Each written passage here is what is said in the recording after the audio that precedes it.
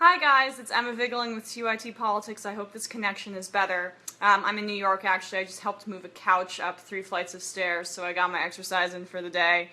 But I didn't want to go through today without talking a little bit about the Green Party town hall that was last night. You know, obviously Jordan and I went to the Green Party convention in Texas, in Houston, Texas, which was really exciting, really great. It's great to see all of our different third-party options. Last night was their first big national platform when they were on CNN with Chris Cuomo, and they basically answered a variety of questions. I thought overall that the town hall was pretty fair. There were some gotcha questions that I would like to point out, but overall I think Chris Cuomo was self-consciously trying to be very fair to the Green Party, and Ajamu Baraka faced the vice presidential pick for Jill Stein, faced some tough questions, as he should have. So I just wanted to go over the stuff that stuck out to me the most. First question, by the way, when CNN pans on the undecided voters, they sit there like they're in church. It's so kind of like weirdly Orwellian and creepy, and they pan and they all have their hands like this. It's just it's very, very artificial side note for me, but I think Jill Stein started off really strong. So Chris Cuomo very gently starts off. He's very good at the kind but inquisitive look that mainstream reporters have. He says, "Tell us about the Green Party." And so she answers, "Good question, no qualms there." And right off the bat, she goes, "We do not take super PAC money." So the unique thing about the Green Party is that we are the one national party that is not corrupted by corporate money, by lobbyist money, or by super PACs. So we have the unique ability to actually stand up for what it is that the American people want.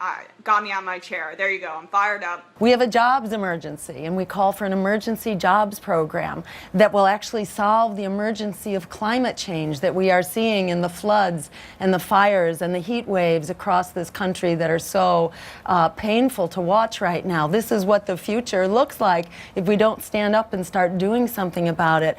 We're the one party that's actually calling for canceling student debt and bailing out a generation of young people like we bailed out the bankers on Wall Street.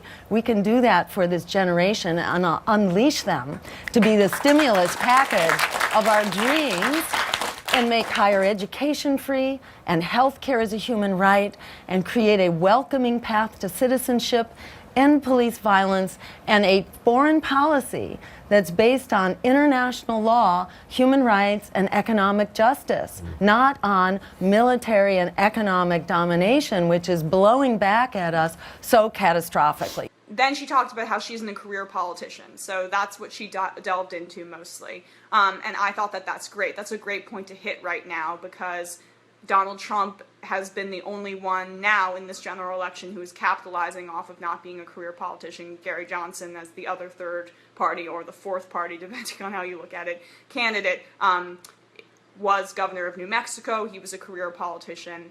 Trump and Stein are the only two who don't really have a political background. Obviously, one is an intelligent human being, and the other is an orangutan with a mental disability. So she repeated medical doctor over and over. It seemed like that's what she wanted to hammer home. Pro-science candidate. A great line that she had was, it wasn't enough to just give people pills and push them back out to the things that are making us sick. So I got involved with our communities to help correct these problems at their basics. So now I'm practicing not clinical medicine, but political medicine, so we can heal our political system and start to actually fix these problems that are threatening not only life and limb, but our very existence on this planet. I think that was a great line prepared by her team. You know, just because Jill Stein isn't Hillary Clinton and doesn't have a horde of people feeding her lines and focus group stuff, she still has a political future and is still a politician. So that was a great line that her team and her came up with, or she came up with by herself. I don't want to speculate. But then Cuomo addressed Baraka for the first time, and asked Stein why Baraka was her choice, and she emphasized his social justice background And then when he had the first chance to speak, I really liked what he had to say. I wrote down this quote because I liked it. You know, people are not ready to accept the notion that we have to be held hostage to these two elite parties. People are willing to gamble with the possibility that we can really build something new and different. So I think in 2016, we have this kind of historic opportunity. As Dr. Stein said, you know, my whole life has been about building alternative power. It's about speaking truth to power. It's about understanding that it is the people themselves that have the possibility to transform their conditions and transform themselves. I love that because that's what the Young Turks is about. That's what why I wanted to work here my entire life. About speaking truth to power, about telling power what they're doing wrong and not seeing any problems with that. And Ajumu Baraka, Jamu, I'm sorry if I'm butchering it, no matter how many times I hear it, I still mispronounce it, has certainly dedicated his life to speaking truth to power, but that is a little bit part of the issue. So Chris Cuomo and him got into it a little bit later in the debate, but I did want to go through this kind of not debate, town hall, so I did want to go through this in chronological order.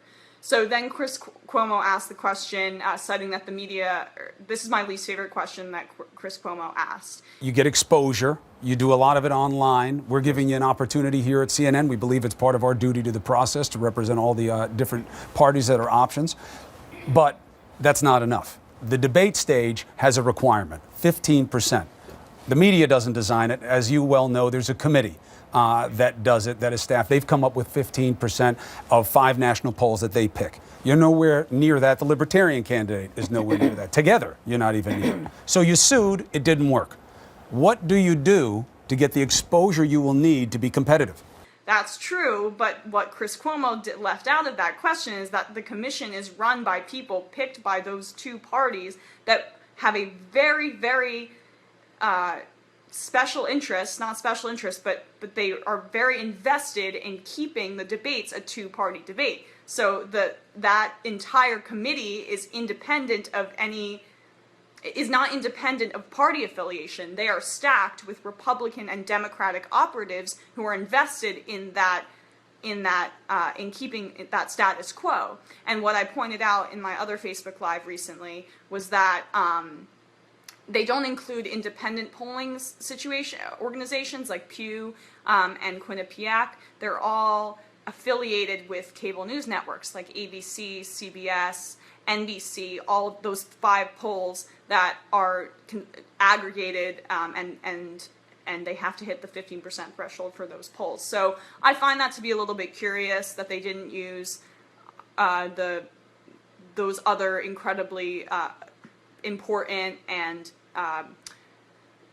lauded polling organizations. They chose to use the corporate ones. Obviously, that makes sense when you have 2 corporate parties and they are picking who gets to be in the debates. So Jill Stein did address that. But I'll admit that the framing of Cuomo's question already did damage. But she did have a great line in the response. She said, "We have a right to know who our choices are. There are 4 candidates who will be on the ballot, that is 4 candidates for president, who will be on the ballot for just about every voter in the country that have the numerical possibility to actually win the election, that represents a much greater diversity of choices than just Hillary Clinton and Donald Trump, where one of them is a member of the billionaire club, but the other one has actually been quite an ally and an advocate for the billionaire club." And I noticed that she may have written that particular line on her hand. I know that is a very superficial point, but I found it very endearing. It did call me back to 2008 when Sarah Palin had that interview with Katie Couric and she wrote stuff on her hand. Jill Stein obviously is nothing like Sarah Palin. She is incredibly articulate and very intelligent, but it does show that Stein is a bit green, pun intended, to the political arena and is not exactly obviously a career politician and doesn't have these lines memorized, which can be a good thing. Obviously we want someone who is authentic running for president, That's why we loved Bernie Sanders. That's why I was open in my love for Bernie Sanders. That's why many people at the Young Turks were, and many of our viewers were. So I find that to be an endearing quality for Dr. Jill Stein. Then Barack specifically addressed Donald Trump. I wrote down another one of his quotes because he's a very quotable guy, which may prove problematic for him, as he had some quotes that were slightly controversial that Cuomo addressed later. When you have someone like Donald Trump and what he represents, the kind of dark forces he has been appealing to, it's only going to result in a continued deterioration of the democratic practice and process here in this country. You know, we're going to have to deal with Donald Trump even after the election, win or lose, because he is appealing to a social base that is prepared to continue to embrace some of the darker side of humanity. And I love that answer because I think that when you get caught up in the cults of personality of these elections, when CNN themselves have these ridiculous WWE-style promos with Donald Trump's face like this and Hillary Clinton's face like this and flashing lights and Trump, Clinton, you know, and they're acting like this is some sort of showdown where they're going to bite each other's ear off Tyson style. Like, it's not representative of ideas, it's representative of personalities. And just there, Barack brought it back home and said, no, these people are still going to exist after this election, but too often, as we know, the mainstream media is too caught up in the cult of personalities to even give a shit about the issues. So that's what's frustrating. But it's because Trump doesn't just epitomize racism, he epitomizes populist racism, and populism doesn't just go away. Populism lingers, it stays, it festers, it gets even more and more angry, and that's why progressives like us didn't want Hillary Clinton to be the nominee, because she just like ground that populism into the ground and said, you know, it doesn't matter how much you show up and how much grassroots activism you have, I'm still gonna screw you over anyway. So that's a lot of the reason why we wanted Bernie Sanders, and we believed, and the polls indicated that Bernie Sanders would have been a better candidate, much stronger candidate against Donald Trump. Populism versus populism, and the good populism would have swept the floor with him, as I've said before. But then Cuomo did do a very good and necessary follow-up on Barack when Barack called President Obama and Uncle Tom in the past. Not necessarily positive rhetoric, Cuomo said, and Barack didn't back down. He basically said, I use that inflammatory language to get people involved in the process. I think that I stand by those statements, essentially. And I know a lot of Green Party supporters believe that Barack was an unwise choice for Dr. Jill Stein to appeal to a broader base because of those statements, and I don't disagree with you guys. It was the most problematic element or maybe second most problematic element for that ticket in this town hall. People will say, well, you know what? When Donald Trump is speaking in what some would call negatively, it's actually what he's doing is he's speaking the truth. Now, that is a criticism that's been leveled against you as well. When you've talked about the President of the United States, Barack Obama, you've referred to him in very ugly ways that are very negative. You're talking about being hopeful and aspirational. Mm-hmm. How do you reconcile that with what you've called the President of the United States? Well, as you say, you have to basically call it as you see it. And be prepared to speak truth to power. And my concern, my critique of Barack Obama was that Barack Obama had an historic opportunity to transform this country. He appeared not to be prepared for the moment. He allowed his commitment to neoliberal policies and a neoliberal worldview to undermine the possibility of greatness for this man. So, you know, I know that people had a tremendous amount of hopes and dreams in Barack Obama, but he did not live up to that possibility. He in fact has provided cover for the continuation of policies that have had a detrimental impact on working people in this country and even minorities. So my responsibility is to call it as I see it. There are legitimate arguments to be made. Obviously, you're receiving applause for them, but yes. You called him an Uncle Tom. Now, that's a little bit different than making legitimate arguments. right? Do you see what I'm saying here? Well, in that conversation, it was to a specialized audience that understood the context and the reason why I framed that in that way. Is there any good context? When you call Well, somebody that? it's not good to be Uncle Tom either. No, it's no good Tom. None of that. What I wanted to do was basically to tell people who had this still had this hope in Barack Obama, that if we were concerned and serious about how we could displace white power, we had to demystify the policies and the positions of this individual. So that was how it got framed, to sort of shock people into a more critical look at this individual, and that's how I did it, and I stand by that. Even though it sounds very inflammatory and provocative and probably very strange to this massive audience here tonight. And the fact that Baraka didn't back down and really have a special answer for it didn't make things better. But it also does show that he's authentic. And I get what he's trying to say. He's a provocative intellectual, much like, other people I admire, like Cornel West says things that are provocative and meant to provoke you. But I would trust Cornel West with the future of this country much more than I would most of the people in Congress. So,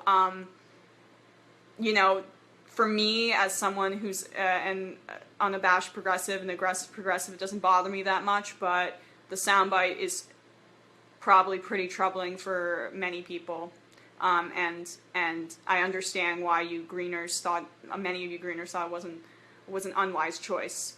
And the first audience question was great. So it was from a former Sanders supporter who was undecided. Hi, Dr. Stein. My question today is, what would you like to say to win over Sanders supporters like me who are absolutely not voting for Trump but are feeling somewhat disillusioned by Clinton? Great. So first, what I would say is thank you so much for having changed the political landscape forever. So big thank you to all of the Sanders supporters. And the political system will never be the same. And what I have to say is that you've learned really in real time why it is that you can't have a revolutionary campaign in a counter-revolutionary party. Bam. Good line. And then another one, which I wrote down too because I loved it. It was another politic-y line. From Super Delegates to Super Tuesdays. She was like listing all the ways that the Sanders supporters got screwed over. I was like, good line, good line. I'm glad that you had some people think of some stuff. And no visual, I could have missed it, but she didn't look at her hand there, so I really hope that she remembered that one. And then, again, so Baraka proved to be problematic. Cuomo addressed Baraka's comments about the white supremacy in Bernie Sanders' campaign. Baraka said that Bernie Sanders' campaign was built on white supremacy and that he didn't feel the burn. He kind of stamped out the energy that had come from Jill Stein's great answer to that former Bernie supporter by saying that he wanted to feel the burn but didn't. And he addressed that Bernie Sanders did not have a comprehensive enough foreign policy, which I think is a fair criticism. But then he said that Bernie embraced Barack Obama's drone program. I don't really know when he did that. I don't. I don't really see that as a valid criticism at all. I think he's going way too far in those comments. Bernie Sanders is in my lifetime the most progressive candidate to achieve national recognition and that kind of status in that way. I mean, I think you can be critical of Bernie Sanders not focusing enough on foreign policy, but to say that he embraced Obama's drone program is a misrepresentation of Bernie Sanders' policy and beliefs. And then Dr. Stein was later addressing foreign policy, and she said unabashedly, ISIS is not about to launch a major attack on our country. Love it. Voters may not. She talked about the money losses, the millions of people that were lost in Iraq, and said, what do we have to show for it? Love that. Got some applause.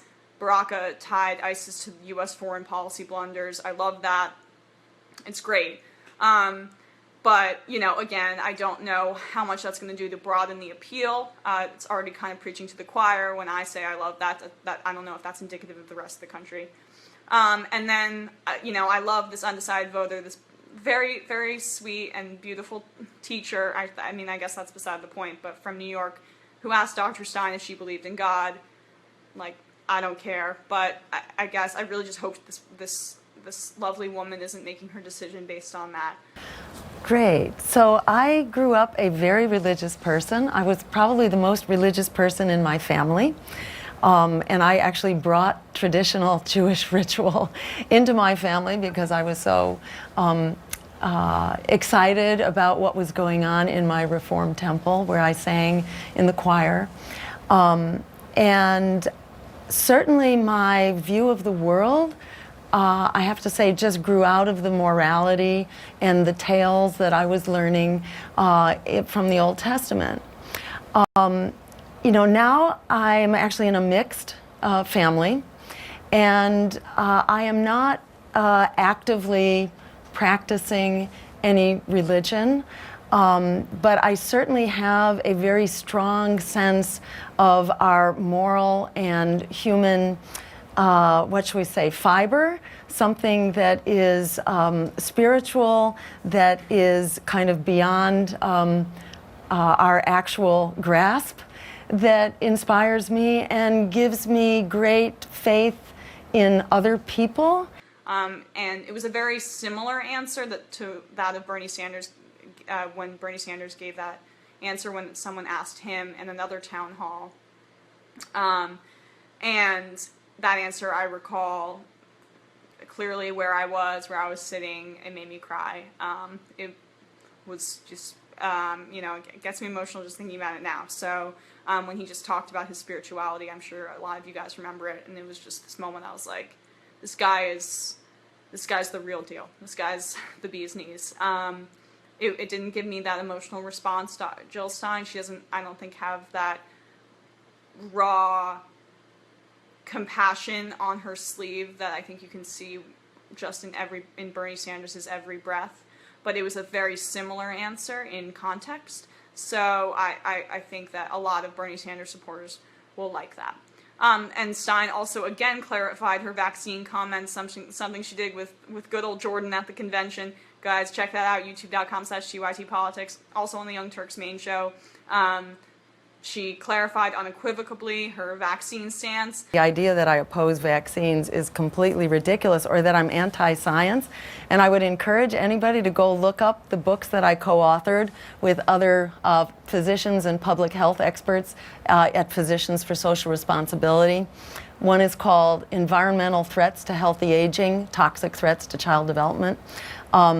Those are two books, actually, that are both available for free on the web. You can read them on the web or download them. They both review science, and they review scientific studies to have a better understanding of what is the conditions that may be driving the developmental disabilities, what may be contributing to these issues that we're seeing, and likewise, what are some of the contributors to chronic disease in adults. There are clearly, you know, environmental factors here that are playing a role. So just for policy wonks, for geeks, for science geeks, you can show yourself, if you have any doubt, that I too am a science geek. I am certainly not hostile to science. I'm not anti-science. I believe that asking questions is part of our responsibility as scientists and as physicians. I love that because sometimes conservative people and other people throughout the country just hate the idea of asking questions. They think that the very act of asking questions is stamping on something or insulting a particular belief system. No, intellectualism and being an intelligent and an inquisitive human being and citizen is about asking questions. And I love that Stein said that because that's what the Green Party should be about, and that's what progressivism is about, and that's why conservatives hate it. They're like, shut the fuck up, stop asking questions. We just want you to believe what we believe. Stay in your little bubble and in your own little context and don't reach out. But that's what progressivism is all about, asking questions. Jill Stein unabashedly said that that's what she's about, and I'm all about that. Ask questions, ask more questions all the time. Question your surroundings. Do it. And the reason you guys are watching this right now is because you question your surroundings. So, good on you. And then she got into it with a guy, my least favorite guy in the crowd, who goes, "How can you sleep at night if Donald Trump becomes elected?" And she basically said, it was just like a very annoyingly leading question.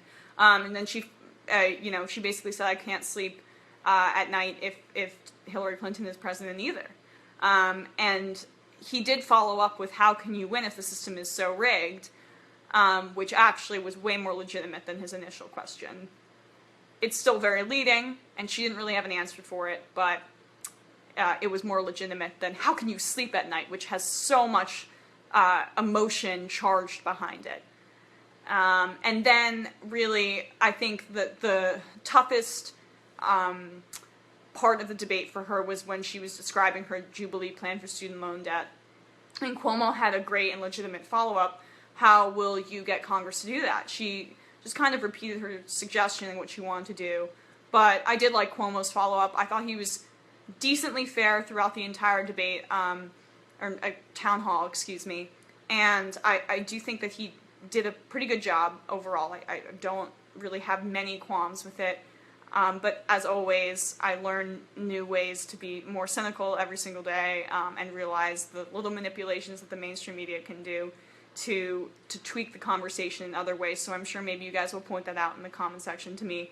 But overall, I think this may give her a small bump. Unfortunately, it's very late in the game, and the mainstream media has already decided that they want this to be a two-horse race between a crazy person and their favorite candidate, the one that's going to protect all of their interests and is going to make sure that everything's nice and cozy for them. And they don't really think this is a great storyline. Like, this isn't that fun for them to have Gary Johnson, like, kind of schwang wang wang, Jill Stein as granola crunchy, vegan, blah blah blah. It's not really convenient for their narrative.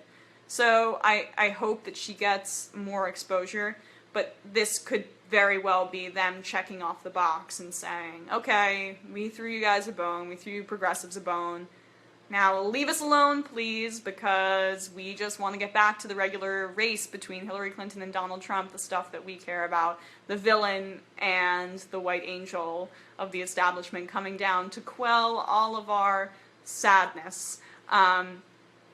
So yeah, that's really what I believe happened. I think it was a good platform for her, and I think she'll receive a small bump, but obviously it's a large uphill battle for Dr. Jill Stein. But you know, she was very impressive, and she's a very intelligent woman, and I do think the best thing she has going for her is that she is an outsider in a year when we are craving outsiders. I hope that the political consciousness has not yet resigned itself to just accepting that we'll always have insiders, because Bernie brought that outsider mentality in, and now Trump has kind of tainted that pool of changing the system because he's so despicable, and he's co-opted that in such a dark and disgusting way. But Jill Stein is attempting to change the system towards light, towards goodness, and I hope that people see that, at least going forward. You know, obviously she's not going to win, guys, but she could represent something really important going forward.